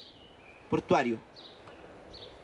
Porque yo podría decir, a ver, toda huelga, todo paro es lucha de clase o no. ¿Por qué lucha de clase es portuario? Si no todo paro es lucha de clase. ¿Ah? Pertenecen a la clase obrera. Pertenecen a la... Ya, pero por ejemplo... Ya, los portuarios son parte de la clase obrera. Pero cuando la clase obrera, por ejemplo, va por demandas... Por ejemplo, pienso en los trabajadores que hace poco estuvieron en huelga en SIC, en Cerrillos Maipú, zona sur poniente de Santiago. Tenían un pliego fundamentalmente salarial. Pelearon en el entorno de la fábrica. No fueron un hecho noticioso como portuarios, porque estaban en un lugar bastante aislado, peleando una demanda a la empresa en la cual trabajan. ¿Ese proceso alcanza a ser lucha de clases o no?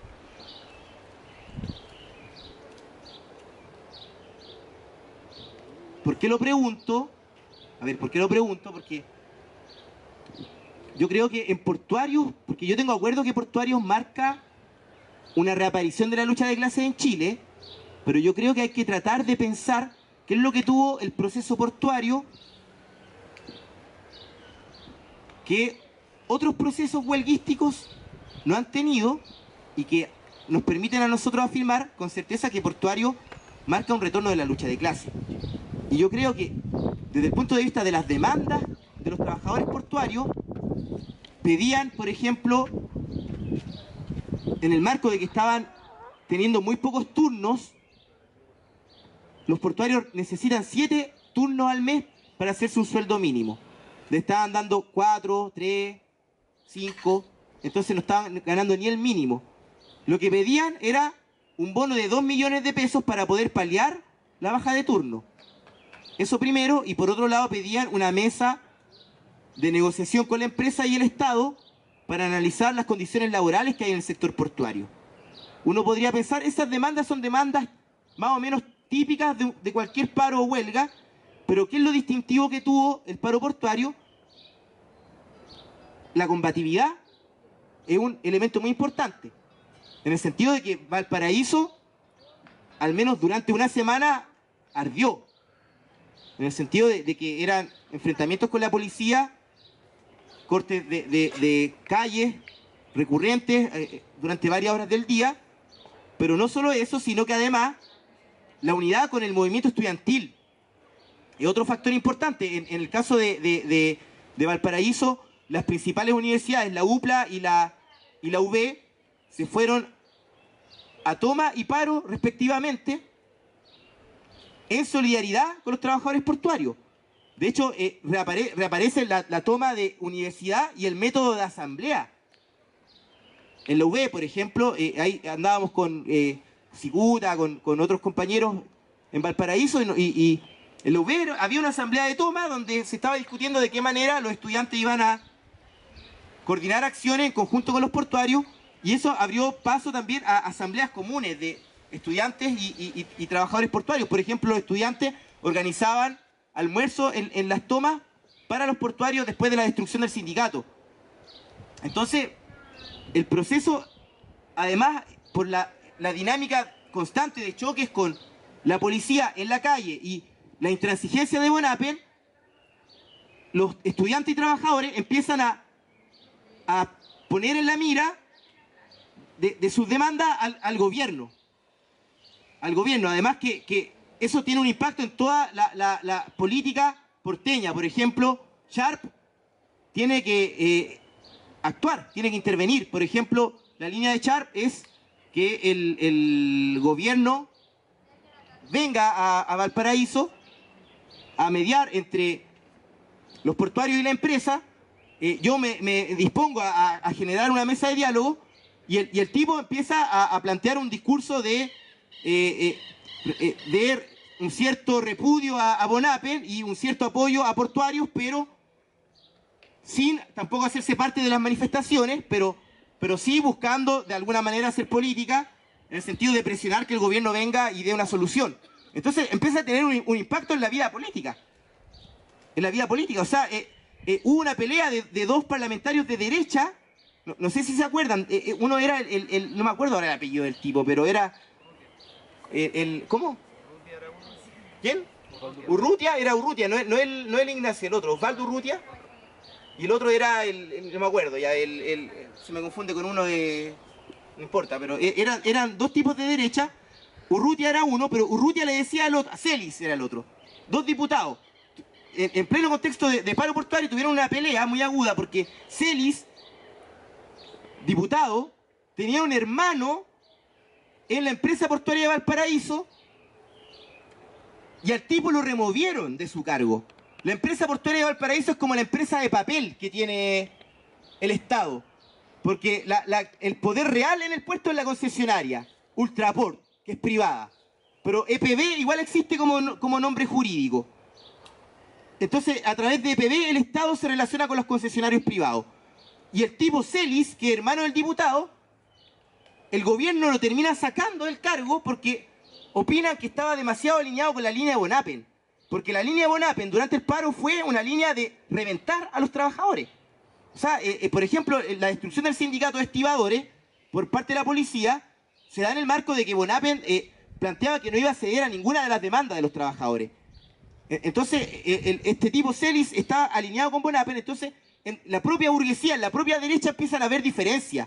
Un sector que dice, oye, hay que dialogar, o si no, Valparaíso va a arder. Y otro sector que dice, no, acá no hay nada que dialogar, son trabajadores eventuales y no hay turnos, tienen que soportar su situación, porque no hay turno.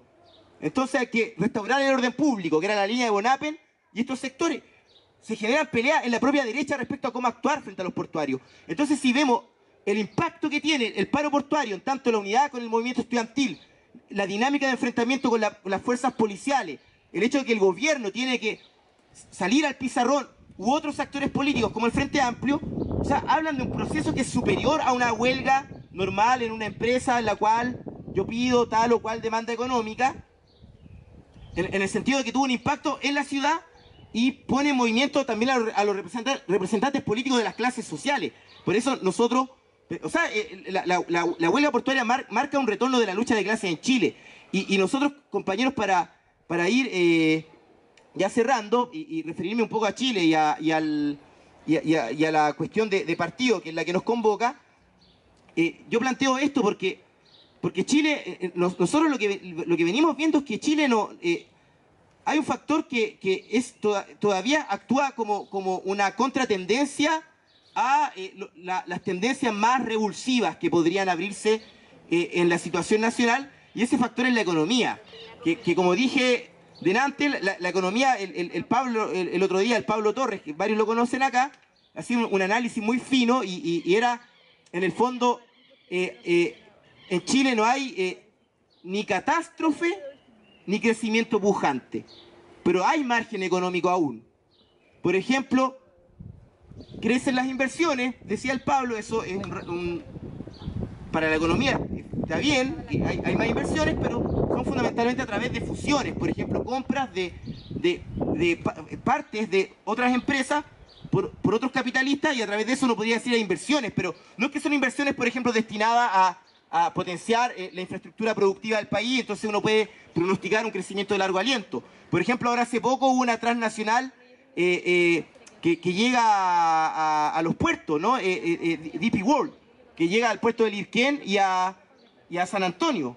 Entonces hay una fusión ahí. Entonces todavía hay un cierto margen económico. Ahora las últimas cifras son de un crecimiento más alto en comparación al gobierno de Bachelet. Eso actúa como un colchón, porque por ejemplo el Pablo el otro día hablando con él, hacía una pregunta interesante que era, imagínate el paro portuario pero sin márgenes económicos. Porque el gobierno, como sabemos, tiene que poner el bono. O sea, el gobierno, porque Buenape no se dio nada, entonces para que desactivar el proceso portuario, el gobierno tiene que poner este bono que es por capacitación de 1.100.000 pesos más o menos por cada trabajador portuario, pero esa situación hubiese sido impensable si no hay margen económico. Por ejemplo, si hay arcas fiscales vacías, o una deuda exterior muy grande. Entonces, por eso es algo a tener en cuenta que la economía todavía actúa como cierto colchón. Ahora, por otro lado, también hay una discusión que no es menor, que tiene que ver con el papel que han cumplido las burocracias sindicales y las organizaciones reformistas en Chile, porque al menos el primer año del gobierno de Piñera, compañeras y compañeros, si bien, como decía delante, hubo un cierto choque de las expectativas con la realidad, cuando empiezan los cierres de empresas y despidos, después estalla la crisis con el asesinato de Camilo Catrillanca, lo que pone en movilización a sectores de la juventud, pero aún así, durante el año, o por parte de las organizaciones políticas que tienen el peso de dirección en el movimiento de masas, por ejemplo, la CUT. ¿Qué hizo la CUT el 2018? La CUT hizo un hito el 8 de noviembre. Hablaron de un paro activo que no fue tal. Fue una movilización, más bien reducida. Después de la movilización del 8 de noviembre, la CUT inmediatamente formó una mesa con la democracia cristiana y empezaron a discutir un proyecto país. Ahora la CUT está anunciando un paro para el 11 de abril del próximo año. Pero en el intertanto, que es lo que estamos viendo en la clase trabajadora, 11 de abril. Para el 11 de abril, claro. Pero en el intertanto, que es lo que estamos viendo en la clase trabajadora, por ejemplo, en ENAP hay anunciados despidos, la empresa nacional de petróleo hay anunciados despidos, en Correos Chile hay anunciado entre 500 y 1000 despidos, en profesores, según lo que aparecía en la prensa, entre 400 y 500 despidos. En Chuqui hay un plan de 1.600 despidos de acá al 2026, porque están reconvirtiendo la mina en mina subterránea. Entonces justifican eso con esta reconversión. Entonces hay una serie de ataques, y por otro lado hay una reforma laboral del gobierno también que se está anunciando, que apunta, por ejemplo, a restarle poder a los sindicatos. ¿Cómo? Volviendo a darle facultades a los grupos negociadores que hay en la empresa. Porque está el sindicato y está el grupo negociador. El grupo negociador, desde la reforma de Bachelet, no tiene ninguna facultad. Ahora le quieren dar facultades de nuevo al grupo negociador. Es lo que anuncia el ministro Monkever, pero esa medida además cuenta con el respaldo de la CTCH, que la dirige Arturo Martínez. ¿Se acuerdan de Arturo Martínez, que dirigía la CUT? El tipo está con la CPC poniéndose de acuerdo para darle facultades a los grupos negociadores. Y por otro lado también la reforma laboral de Monkever apunta a el teletrabajo, que es a instaurar formas de trabajo flexible, o sea, que yo no tenga que ir a un lugar de trabajo con jornada, sino que pueda trabajar desde mi casa con un computador, pero eso a costa de quitar derechos, reducir pagos, no financiar condiciones de trabajo. Es decir, es una medida de flexibilización que va en el mismo sentido que el teletrabajo. Y eso está en curso ahora. Entonces ahí uno también se pregunta, el gobierno está con este plan, además en el marco, compañeros y compañeros, de que hay una crisis de la policía no vista, porque este año, ¿cuántos generales cayeron y altos mandos? Alrededor de 45, 50, más o menos, producto de los casos de corrupción y la represión.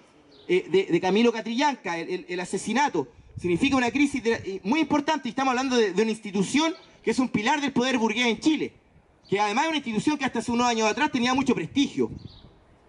Como que Carabineros era todo malo, el Parlamento, los políticos, pero Carabineros eran medio intocables. Entonces, ahora eso cambió con el asesinato de Camilo Catrillanca. Entonces, en ese marco, la discusión es, por ejemplo, el gobierno pareciera ser lo más lógico, que va a querer avanzar rápido en esta reforma de flexibilización laboral, por mientras tiene tiempo. De hecho, ahora hay todo un debate que los tipos dicen que lograron sortear la crisis que le abrió el asesinato de Catrillanca. Ahora Piñera está de vacaciones, el tipo, y dice que en realidad es porque quiere conservar un rato la buena percepción que genera haber instalado el debate de la selección en los colegios emblemáticos. Y el tema, toda esta ideología, sentido común del mérito, entonces siente que el gobierno está un poco mejor, pero ¿qué es lo que van a querer aprovechar? Obviamente para pasar la reforma en ese marco. Y la pregunta es si el plan, la forma de pelear que tiene la CUT, por ejemplo, o el Colegio de Profesores, está acorde a las tareas que impone la situación política en Chile. Porque vimos que hubo un proceso de lucha de clases con los portuarios que unen a estudiantes y trabajadores en la calle, que en cierta manera, en el caso de la juventud, hay una continuidad porque son los mismos jóvenes que se mueven por Catrillanca, y previamente en Mayo, que son parte del Mayo feminista, en la universidad, en la misma juventud la que se moviliza después por Catrillanca o por los portuarios. Entonces está la pregunta está esa tendencia, pero las centrales sindicales, ¿cómo vienen peleando? Vienen peleando por hitos. O sea, la CUT, 8 de noviembre, 11 de abril, el Colegio de Profesores organizó un paro en agosto, después una marcha, después 3, 4 de octubre, un paro de un día. Estaba planteado que fuera de 2, pero los tipos dijeron vamos por 1 nomás. Después hicieron un plebiscito donde dijeron vamos a posponer la movilización hasta el próximo año. Y por otro lado también las direcciones políticas, como por ejemplo el Frente Amplio, cuando se negocia el salario mínimo, el Frente Amplio, la propuesta que tenía era un salario mínimo hacia el 2024 de 422.000 pesos, si mal no recuerdo, pero de acá al 2024. Entonces ahora, medio que, me acuerdo que una discusión que tenía uno de los dirigentes del Frente de Trabajadores del Frente Amplio con un compañero nuestro era que no podemos pedir más porque ahora no hay condiciones para pedir más. Pero uno se pregunta hasta qué punto las condiciones para pedir más también tienen que ver con el rol que cumplen las direcciones principales del movimiento obrero y el movimiento estudiantil en Chile. Porque en la misma discusión que hubo, en la misma lógica que, por ejemplo, cuando está la discusión del aborto legal, no podemos pedir más. Imagínate, en Argentina había tal movimiento, ¿y tú crees que acá vas a lograr el aborto legal con el parlamento que tenemos y el movimiento tan escueto que hay en Chile? ¿Tú crees que acá tenemos que ir por el aborto legal? Mejor vamos por la despenalización. Es la lógica de bajar expectativas. Pero esa lógica de bajar expectativas en el programa, que es la misma, no, sueldo mínimo de 422.000, 424.000 pesos, pero de acá al 2024, porque ahora no se puede. Esa lógica de bajar expectativas, ¿no tiene acaso una relación con la estrategia? ¿Con el modo de pelear las cosas? Porque si el Colegio de Profesores, por ejemplo, que votó un plan ascendente de lucha y después Mario Aguilar dice, no, en realidad plan ascendente de lucha no, esperemos el 2019, la CUT, están habiendo despidos, ya movilicémonos 3, 4 meses después, 8 de noviembre, y los despidos fueron en junio, y los cierres de empresas. Esperemos hasta el 8 de noviembre, hacemos un paro, que en realidad no es un paro, es una movilización, y después el otro día nos sentamos con la democracia cristiana, y para el 2019, en abril, convocamos un paro. También es una forma de pelear. Pero la pregunta es si esa forma de pelear va a permitir resistir, por ejemplo, el plan laboral de Piñera. ¿Va a permitir conquistar el aborto legal? ¿O va a permitir, en el caso de las universidades, ¿cuál fue el tema este año? Las crisis, por ejemplo, de varias universidades. El pedagógico, por ejemplo, el endeudamiento brutal que tiene. O la UPLA, donde querían despedir funcionarios. Si mal no recuerdo, en la Iberoamericana, el primer semestre también, que hubo funcionarios que ganaban 60.000 pesos. Bueno, ¿cuál es el plan para enfrentar la crisis de las universidades, por ejemplo? Porque este año el movimiento estudiantil estuvo más bien ausente, el 2018. ¿Quién dirige las federaciones estudiantiles? Entonces yo podría hablar, no, las condiciones objetivas no nos permiten pelear por más, por educación gratuita, un sueldo mínimo acorde a la canasta familiar, y ya ni siquiera hablemos de otras peleas mucho mayores, un gobierno de trabajadores, gestión obrera de la industria. Si, como dicen nuestros amigos del Frente Amplio, ni siquiera podemos pelear por un sueldo mínimo acorde a la canasta familiar hasta el 2024. Entonces, lo que quiero decir, compañeros y compañeros, que esa reducción de expectativas que imponen las direcciones sindicales y las direcciones reformistas está relacionada con la estrategia también, con cómo pelean las cosas. O sea, hay una estrategia, por ejemplo, que contrasta, que no escuché la charla entera de los compañeros delante, pero, por ejemplo, mientras estaban habiendo despidos, en el caso de Linares, Llanza, el cierre de Llanza, o los despidos, los cierres de Maers en San Antonio, o de Cial en Temuco, por ejemplo, que generaban, porque no es que la cesantía tampoco se disparó, pero sí en términos simbólicos, igual ver tantos cierres y despidos, igual generan un cierto desaliento. Oye, puedo perder mi trabajo, por ejemplo. Generan eso. Las burocracias no enfrentan eso. Pero hay un contraste, por ejemplo, con la pelea del ferro en ese marco. Porque delante entiendo que los compañeros reflexionaban, por ejemplo, de cómo en Antofagasta, en sentido contrario a lo que pasa con las direcciones sindicales, por ejemplo, te despiden a 19 trabajadores, entre mujeres y trabajadores despedidos, toman la decisión de resistir, pero en esa decisión de resistir se desarrolla todo un proceso de lucha que incorpora, por ejemplo, el aspecto de la unidad de trabajadoras y trabajadores. Por ejemplo, las compañeras de los ferroviarios que al darse en el contexto de la demanda por el aborto legal, se hacen parte de la lucha por traer la marea verde a Chile. Empiezan las compañeras de los ferroviarios a participar de las coordinaciones por el aborto legal. Y eso genera la unidad del movimiento de mujeres con los trabajadores despedidos. O agarrar el problema de la unidad de la fila obrera. Habían otros conflictos. Por ejemplo, a mí me tocó estar cuando los compañeros despedidos fueron afuera del colegio B13, que es un colegio bastante emblemático de Antofagasta, donde trabaja una compañera que es la Patricia Romo, y también tenemos una compañera secundaria, y los profesores ese día tenían movilización, era un 8 de agosto, en la mañana. Tenían movilización, salen los profes y están afuera las chaquetas naranjas y se juntan en la calle. Y marchan unidos, por ejemplo. Y después en la tarde van con los pañuelos verdes a la manifestación del 8 de agosto, por la votación que había en el Senado en Argentina. Pero ahí hay una estrategia ahí actuando, que busca unir al movimiento obrero, al movimiento de mujeres, unir a la fila obrera. El colegio de profesores convocó, pero hay también trabajadores que pelean por el Frente Único Obrero, por la unidad de la fila obrera, y por eso se encuentran los despedidos del ferro con los profesores afuera del B13. ¿Qué contraste con los profesores dirigidos por el Frente Amplio que movilizaban solamente por demandas gremiales y los despedidos? No, eso es harina de otro costal. No hay que unir. Es otra lucha. O sea, la separación por demandas puramente gremiales. Que fue, nosotros, por ejemplo, si no hubiese habido una estrategia en Antofagasta que pelea por la unidad de la fila obrera, no hay esa marcha B13 y ferroviario, por ejemplo. O lo mismo yo pienso en el GAM, cuando la otra vez, hace 2 semanas aproximadamente, cuando, por ejemplo, sale lo de los despidos en Profe, y estaba también peleando Unilever en Lampa, con 160 despedidos, y estaba también la pelea de SIC, aislada en Cerrillo, en Maipú. Y el sindicato GAM le manda carta a los dirigentes sindicales, y además en Unilever los compañeros reparten la carta a los trabajadores de base proponiéndole la unidad de acción, por ejemplo. La unidad de acción. Nosotros marchamos juntos, pero después golpeamos separados con la política, porque ¿quién dirige Unilever? Un burócrata del Partido Socialista, que el tipo lo único que decía era, oye, es imposible la reincorporación, lo único que dijo todo el tiempo.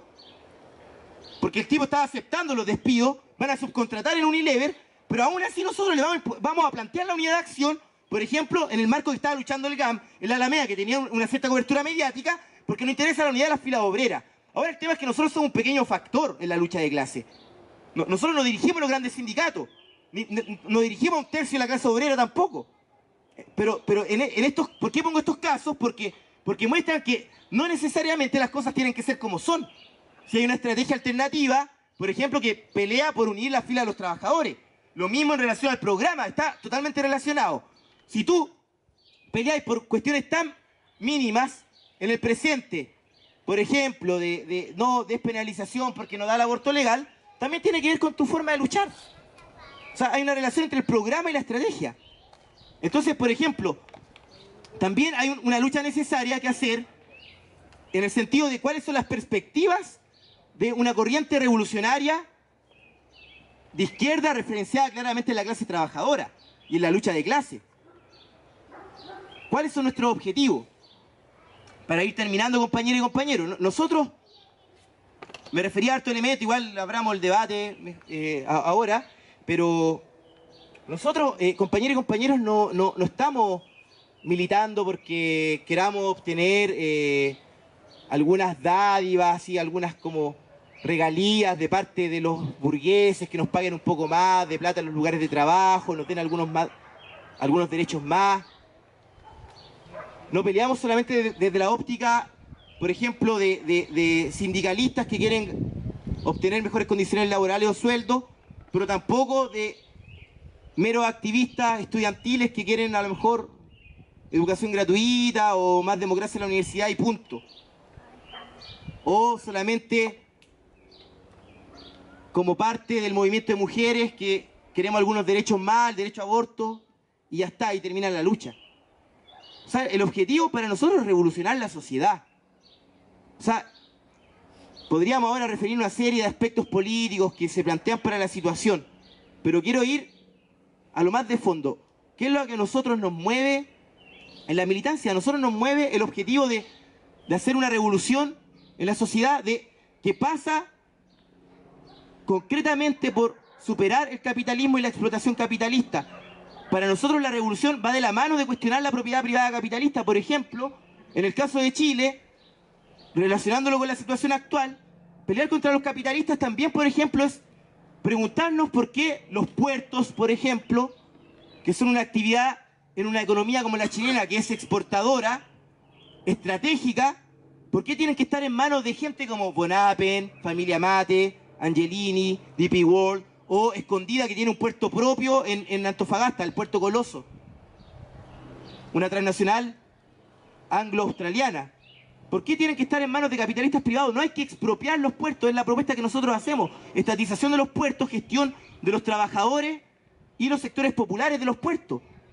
Como eso es un aspecto que, por ejemplo, en la huelga portuaria, cuando los tipos empiezan a ver que Bonapen era un intransigente, empieza a instalarse el fuera Bonapen. Se podría haber desarrollado hacia allá si hubiese habido una dirección revolucionaria que tomara esa perspectiva y la transformara en programa. Pero ¿en qué queda? Queda en... O sea, nos da el bono del gobierno y esa lucha de fuera Bonapen queda pospuesta para un futuro indeterminado. Pero lo que nosotros pensamos es que el escenario que se estaba propiciando, por ejemplo, con paros portuarios en todo el país, de Dora, de solidaridad, o incluso con la unión, con la juventud, los enfrentamientos con la policía en el marco de que había una crisis de los pacos bien grave por el asesinato de Catrillanca, te habría la posibilidad de ir por más, por ejemplo. Y de que el programa de expropiación de Bonapen y todas las concesionarias y gestión obrera en los puertos se hubiese transformado en un programa de acción. Bueno, es una pelea que nosotros planteamos como corriente política porque nosotros pensamos que el capitalismo hay que superarlo. O sea, porque son los puertos, pero también hay otros recursos estratégicos en el país.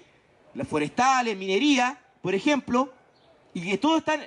de hecho, acá en Chile, todas las actividades estratégicas están en manos de grandes grupos económicos capitalistas, nacionales o transnacionales. Entonces, por ejemplo, no está separado para nosotros ese objetivo de superación del capitalismo y aún más allá, porque los trabajadores también pensamos pueden formar organismos de poder propios.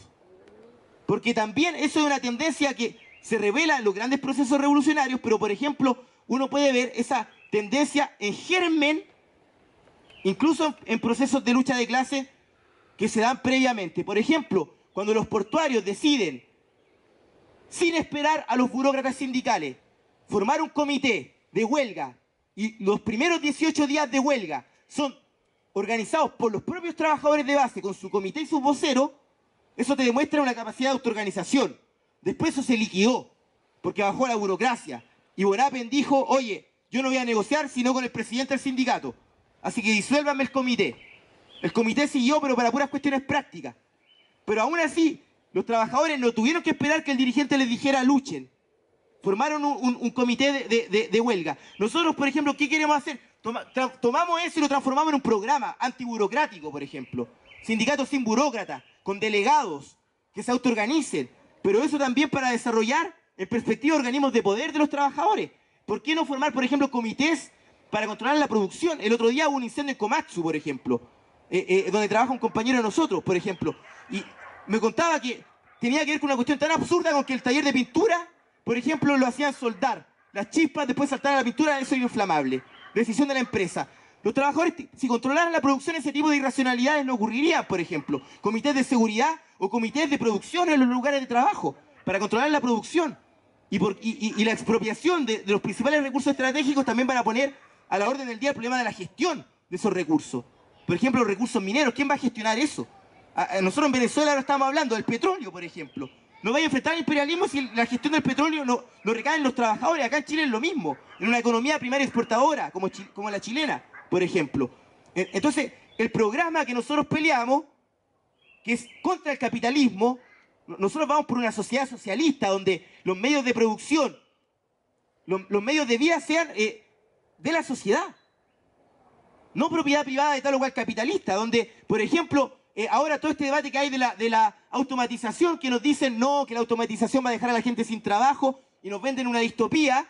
¿Por qué la automatización tiene que ser para eso?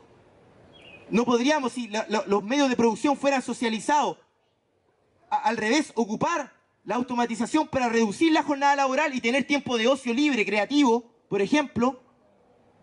Porque ahora, Trotsky, por ejemplo, en la década del 20, hacía un cálculo, si mal no recuerdo, en los años 20, fines de los 20, inicio de los 30, por ahí, de cuánto tiempo se requeriría trabajar en ese tiempo si se repartiera el trabajo entre todas las manos disponibles. En ese tiempo eran como 5 horas, 5 o 4 horas. Pensemos ahora, con el desarrollo tecnológico que hay. Por ejemplo, no se podría reducir. ¿Por qué no se generalizan, por ejemplo, las conquistas tecnológicas que tal o cual potencia imperialista te ponen una fábrica toda automatizada y no te la generalizan? Por ejemplo, eso no ocurre porque hay propiedad privada y competencia entre capitalistas, pero una planificación socialista de la economía permitiría, por ejemplo, contar con tiempo libre y que las riquezas nos lleguen a todos según nuestras necesidades. Por eso, o sea, nuestro programa, compañeros y compañeros, que es un programa revolucionario por una sociedad socialista, va de la mano también con la cuestión del poder. Cómo los trabajadores se hacen fuertes, van ganando confianza en sus fuerzas. Y en perspectiva, cómo, por ejemplo, unimos las filas obreras para defendernos de los ataques. El problema del Frente Único Obrero, por ejemplo, que decía que las burocracias aíslan, dividen. Nosotros queremos unir la fuerza de la clase obrera porque pensamos que a través de esa unidad de la fuerza obrera, la clase trabajadora puede percatarse que tiene fuerza incluso para gobernar en una sociedad y formar un gobierno de trabajadores. Y eso, el desarrollo del Frente Único Obrero te lleva hacia allá, a que los trabajadores gobiernen. Nosotros peleamos porque los trabajadores gobiernen en base a organismos de autoorganización. Por eso nosotros no creemos cuando vienen tipos a decirnos, no, mira, si Chávez es socialismo y revolución. No, no es un régimen cívico-militar profundamente autoritario. Nosotros queremos la autoorganización de la clase trabajadora. Por eso nuestra tradición viene desde la Comuna de París, por ejemplo, que es la primera vez en la historia que los trabajadores forman organismos de autodeterminación, con revocabilidad, donde los representantes no ganaban más que un trabajador calificado.